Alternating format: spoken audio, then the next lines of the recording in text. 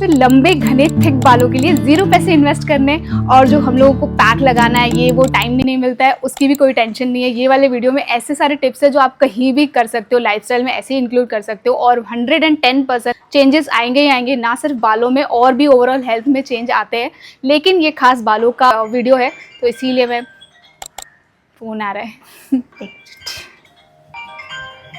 आजकल लोग ज़्यादा करके प्रोडक्ट्स को ही प्रमोट कर रहे हैं, लेकिन मैंने ये काफ़ी टाइम से सोचा था कि ये सारी चीज़ें भी मैं बताऊं किसी ब्लॉग में। मैंने बोला आज से ये वीडियो बनाना ही बनाना है। टिप्स चाहिए तो आप नोट कर लीजिए, इतनी अलग अलग इन्फॉर्मेशंस मैं देती हूँ अपने ब्लॉग्स में, तो एक सब्सक्राइब, लाइक और कमेंट तो बनता है, वो अभी कर लो नहीं तो आप भूल जाओगे। स्टार्ट करते हैं फर्स्ट टिप से, लेकिन इस टिप को टिप में इंक्लूड नहीं करना, ये थोड़ा अलग रखना कि एक जगह पर खड़े होकर ही बाल बनाना चाहिए। ऐसे घूमते घूमते बाल नहीं बनाना चाहिए। जैसे बाल थोड़े बहुत गिरते हैं उसे घुमा के अच्छे से फेंक देना चाहिए। ये मैंने बचपन में सुना था तो तब से मैं ऐसा करती हूँ। मैं भी इतना ज़्यादा सुपरस्टिशियस नहीं हूँ, लेकिन इसमें कोई हार्म नहीं है कि साफ ही रहे। तो ऐसे बोलते हैं कि बाल गिरते, हेयरफॉल होता है अगर घर में बाल यहाँ वहाँ हो। बस मुझे ध्यान आया तो मैं बता रही हूँ।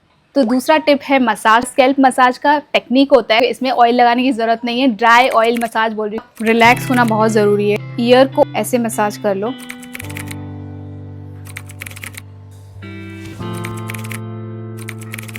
नेक एंड शोल्डर अच्छे से रिलैक्स्ड। जो स्कैल्प है वो वहीं का वहीं रहेगा और सिर्फ हमारे फिंगर्स ऐसे मूव करेंगे। सबसे नीचे से स्टार्ट करेंगे 20, 1, 2 ऐसे 20, फिर एंटी क्लॉकवाइज ऐसे ही आप ऐसे ऊपर आओगे और ऊपर आओगे और ऊपर आओगे, फिर यहाँ पर 20 साइड यहाँ, 20 साइड वहाँ। अगर आप ऑयल लगाते हो तो वेल एंड गुड, लेकिन ये 0 इन्वेस्टमेंट वाला वीडियो है तो मैं ड्राई मसाज बोल रही हूँ, जो एक्चुअली में बालों के लिए अच्छा होता है, ब्लड सर्कुलेशन के लिए बहुत ज़्यादा अच्छा होता है। आजकल तो बहुत सारी टूल्स आ गए हैं जिससे मसाज करते हैं, लेकिन मुझे लगता है सबसे बेस्ट जो टूल है वो हमारे पास ही है। ये एक डायरेक्ट कनेक्शन है हमारे हाथ और स्कैल्प का, तो ये बेस्ट है। मार्केट में बहुत सारे टूल्स अवेलेबल है, वो सब टूल्स जाने दो। आपके पास आपके हाथ है मस्त, उसमें वार्मथ है बहुत अच्छा, और आपको पता है कि आपको कितना प्रेशर चाहिए, तो वो रिलैक्सेशन बेस्ट होता है। फिर है टैपिंग। हमारे जो बड़े हैं ऐसे ऐसे करके मसाज करते थे, तो वो टैपिंग जो होती है वो बहुत ज़्यादा अच्छा होता है हमारे स्कैल्प के लिए, उससे सर्कुलेशन बहुत अच्छा होता है, बहुत रिलैक्सिंग होता है ये भी। बहुत लोग ऐसे भी करते हैं बट मुझे ये अच्छा लगता है। और एक है बालों को खींचना। खींचना मतलब ऐसे पकड़ के खींचना नहीं है हमको, अपने हाथों में रोल कर दो, सेक्शंस में डिवाइड करके, और फिर आस्ते आस्ते पुल करो। उसमें से कोई भी बाल अलग से ऐसे नहीं होना चाहिए कि टूट जाए, ऐसे पूरे बालों में करना है। ये भी बहुत ही अच्छा टेक्निक है। जब भी मैं करती हूँ तो इंस्टेंट मुझे बहुत ज़्यादा अच्छा लगता है। ये जो मसाजेस मैं बता रही हूँ, अगर गर्मी की जगह पर आप हो तो उसे हफ्ते में 1 बार भी करते हो तो भी वेल एंड गुड है, 2 बार करते हो अच्छा है बहुत, और ठंडी की जगह पे हो तो आप रोज़ भी कर सकते हो या ऑल्टरनेट डेज पर कर सकते हो। तो ठंडियों में सर्कुलेशन की ज़्यादा ज़रूरत होती है, गर्मियों में आप कम भी करोगे तो कोई प्रॉब्लम नहीं।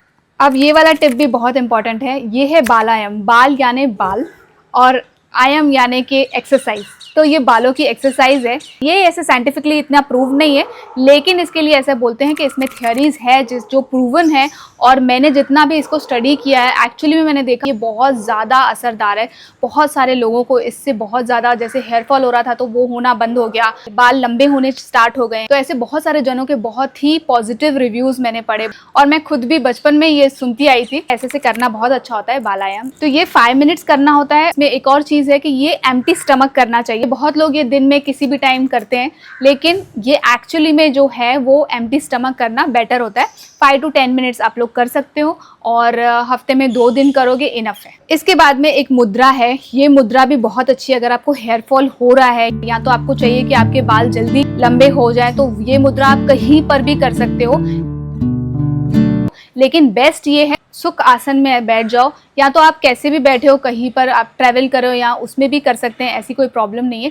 सिर्फ ये मुद्रा, ये जो रिंग फिंगर होता है और थंब होता है, ये दोनों ऐसे मिलाना होता है ऐसे, ठीक है।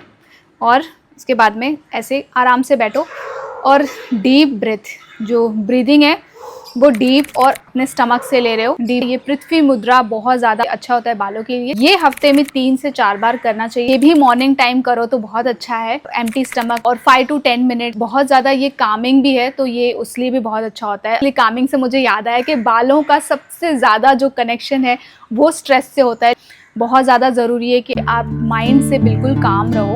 अब माइंड से एक और चीज़ मुझे याद आई है, वो ये है, आपने देखा होगा जिनके बाल बहुत ज़्यादा अच्छे होते हैं उनके और अच्छे होते जाते हैं, अगर उनको कोई प्रॉब्लम होती है उनको और होती जाती है, क्योंकि एक माइंडसेट बहुत ज़्यादा काम करता है। जिनके अच्छे बाल होते हैं वो और अपने बालों की केयर करते हैं। आप एक्सेप्ट कर लेते हो, लेट्स से एंटीबायोटिक ले रही थी, या तो पीसीओडी है तो ये प्रॉब्लम होती है, थायराइड है तो ये होता है, आप वो चीज़ को एक्सेप्ट कर लेते हो तो आप छोड़ दोगे। तो ये बहुत ज़रूरी है कि एक्सेप्ट नहीं करो, बालों पर ध्यान दोगे, रिजल्ट आएगा ही आएगा। सारी चीज़ों के एक्सक्यूजेस है वो नहीं देने चाहिए, एफर्ट्स डालना बहुत ज़्यादा ज़रूरी है, ठीक है। नेक्स्ट, अब स्मॉल पॉइंट्स है जो आप लोगों ने वैसे भी सुने होंगे, मैं जल्दी फास्ट फॉरवर्ड में